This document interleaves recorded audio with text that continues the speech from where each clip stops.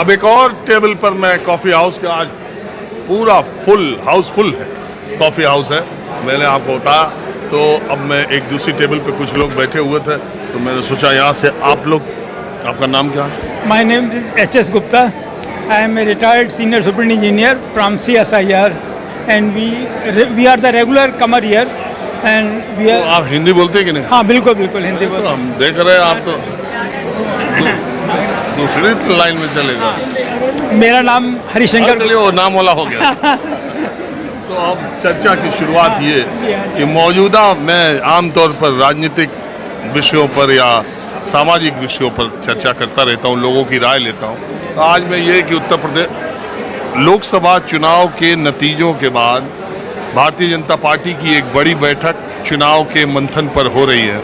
आपको लगता है कि नतीजों के आने के बाद बीजेपी के भीतर जो कलह है या मतभेद है वो सतह पर आने लगे हैं और आगे आएंगे, या अब इसके बाद खत्म हो जाए? नहीं, मेरा विचार है कि अब इसके बाद कोई इस तरह की उथल पुथल नहीं होगी, क्योंकि मोदी जी या उनकी जो टीम है बड़ी अनुभवी है और वो पब्लिक के, जनता के विचारों को जान गई है कि वो क्या चाहते हैं। और इसलिए अभी मोदी जी जब लद्दाख गए थे, उन्होंने वीरों के बारे में अपना स्टेटमेंट दिया, तो दैट वाज वेरी कन्विंसिंग, बहुत ही अच्छा लगा।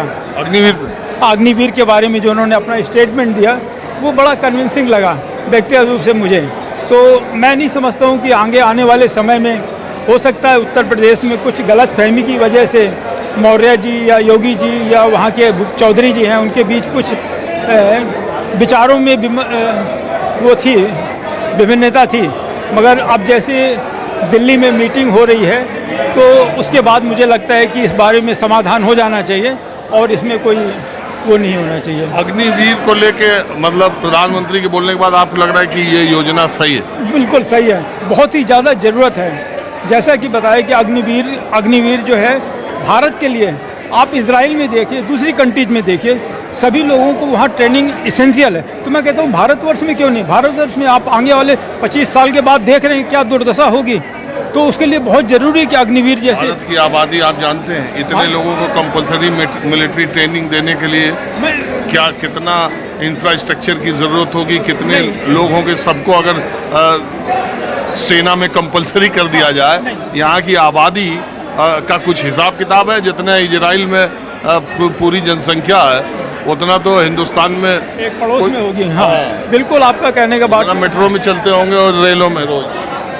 अग्निवीर इसलिए ज़रूरी है कि एक यहाँ पर जो है ना, अभी तक हो गया मेरा क्या मुझे क्या, तो अग्निवीर जैसी मतलब जब हम अपने बच्चों को ट्रेनिंग देंगे तो उनके अंदर देश के प्रति समर्पित होने की भावना उत्पन्न होगी, वो चीज़ बहुत ज़रूरी है। तो मैं सोचता हूँ कि अग्निवीर जो एक प्रोग्राम शुरू किया गया है वो एक अच्छा प्रोग्राम है। उसके बाद डिफरेंट और देखिए, उसके समर्थन में जो तर्क है वो अपनी जगह है, उसके विरोध में जो बातें हैं वो अपनी जगह है। किसी भी योजना के पक्ष विपक्ष में बातें आएंगी। एक सिस्टम जो अंग्रेजों के ज़माने से सेना में भर्ती का चला आ रहा था, थोड़े बहुत बदलाव के साथ वो अभी तक था।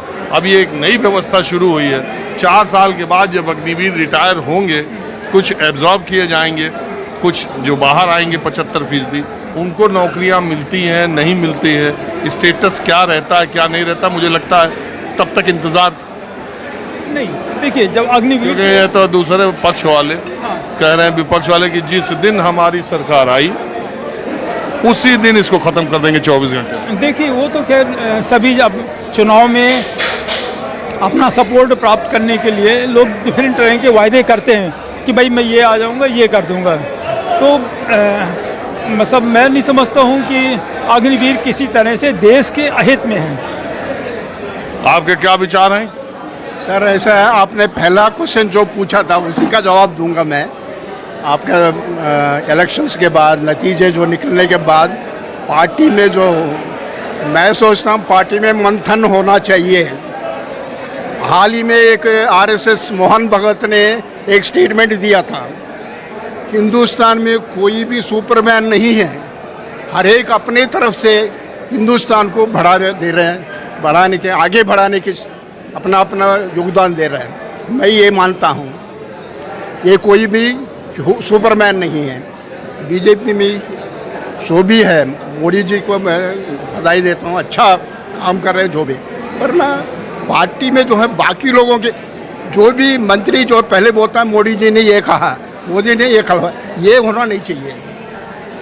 अपने तरफ से वो क्या सोचता है, वो एक मंत्री है, केंद्रीय मंत्री है, एक कैबिनेट मिनिस्टर है, उसका भी अपना राय है, वो अपना प्रकट करना चाहिए। जैसे फार्मर्स एजिटेशन हुआ था लास्ट ईयर, कुछ 2-3 साल पहले हुआ था, उसमें जो है कौन था मिनिस्टर, कौन था मुझे याद नहीं, प्रधान था कोई था, मंत्री कौन था, केंद्रीय मंत्री एग्रीकल्चर मिनिस्टर नरेंद्र सिंह तोमर। हाँ, वो आया था, उसका फार्मर से मिलने आया था, वो मिलने आया, प्रधानमंत्री ये कहा, प्रधानमंत्री वही कहा, एक किसान ने ये कहा था उसने, भाई आपका क्या है, आप मंत्री हो, आपका राय क्या है, आप अपना बता दो।